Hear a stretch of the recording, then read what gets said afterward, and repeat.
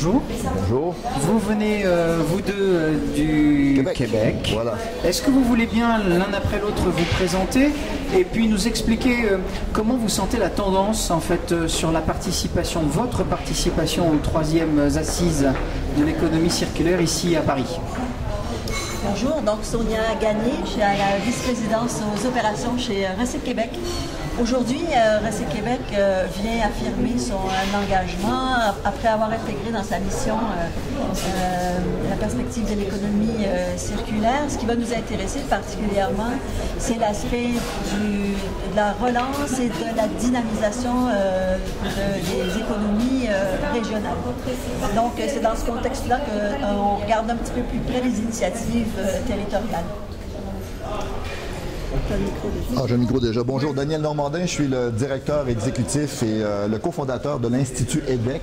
EDEC, c'est pour Environnement, Développement durable, Économie circulaire. C'est un institut qui a été fondé en fait par 3 établissements, l'Université de Montréal, Polytechnique Montréal et HEC Montréal.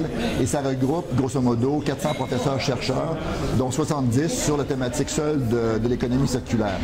Alors, ce qu'on est venu chercher ici, en fait, parce que ça fait la 3e année que je participe aux assises, c'est de voir un peu la progression de l'économie circulaire ici en France, de voir les initiatives qui s'y trouvent, comment le volet également académique se développe. Nous participons à un réseau Paris-Bruxelles-Montréal de recherche sur l'économie circulaire. Donc, on vient s'inspirer ici des nouvelles initiatives. On ramène ça au Québec. On essaie de ramener évidemment les bons coups et de faciliter le déploiement, la transition vers l'économie circulaire pour nos gouvernements locaux, provinciaux et fédéraux. Voilà. Merci. Alors, vous qui êtes quand même très dans la méthodologie et vous avez assisté aux 3 assises, ça fait la 3e année. Ouais. Comment voyez-vous évoluer le débat en fait? En fait, le débat, je le trouve plutôt serein. Je trouve que je vois beaucoup de positivisme, en fait. Au départ, c'était plutôt, je dirais, un objet de curiosité, l'économie circulaire en France. Maintenant, on voit que ça évolue, que c'est rendu maintenant beaucoup plus structuré. Les méthodologies de déploiement se mettent en place. On commence à avoir des retours d'expérience d'entreprises, d'organisations, petites, moyennes, grandes. Donc, on voit que cette transition, elle est bien amorcée. Et avec la loi sur l'économie circulaire que vous avez ici en France, c'est très moteur et on espère bien avoir l'équivalent ici au Québec un jour. Oui.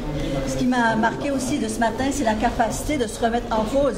Parce que 3e assises, on remet sur la planche à dessin certains aspects. Ça m'a semblé très stimulant. Donc concrètement, nous, on a supporté financièrement 14 projets de symbiose un peu partout au Québec. On regarde ça aller, on regarde comment on peut piloter les démarches pour qu'elles puissent multiplier.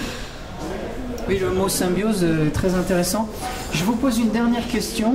Il y a un enjeu de formation. En plus, vous y êtes très associé, monsieur. Mais l'économie circulaire, c'est aussi un grand espoir pour la formation, puisque c'est en fait un nouveau savoir, une nouvelle méthodologie. Qu'en est-il au Québec ?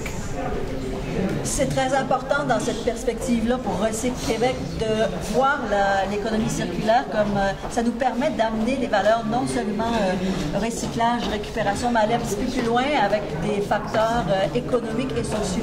Donc dans ce contexte-là, on va travailler en partenariat très étroit avec nos collègues des autres ministères pour pouvoir suivre cette situation-là de très près au niveau universitaire.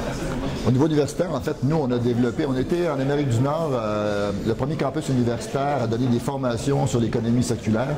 On a une école d'été, en fait, en économie circulaire de 6 jours, auquel participent entre autres des étudiants français.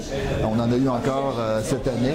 Et on intègre aussi au niveau maîtrise et au niveau doctorat. Donc, on a vraiment développé des programmes un peu avant-gardistes qui intègrent l'économie circulaire. Et sur le plan du terrain, en fait, on a justement participé à un appel à projet de Recyc Québec et on va démarrer, en fait, on a démarré un cycle de formation et de production d'outils en économie circulaire qui va durer pendant les 2 prochaines années. Parfait. Madame, un petit mot de conclusion peut-être. Alors, merci pour l'accueil et vivement que ces 2 journées se poursuivent. Merci pour nous avoir accueillis 5 minutes en témoignage à chaud pour le Club ADEME International. Bye bye. Merci.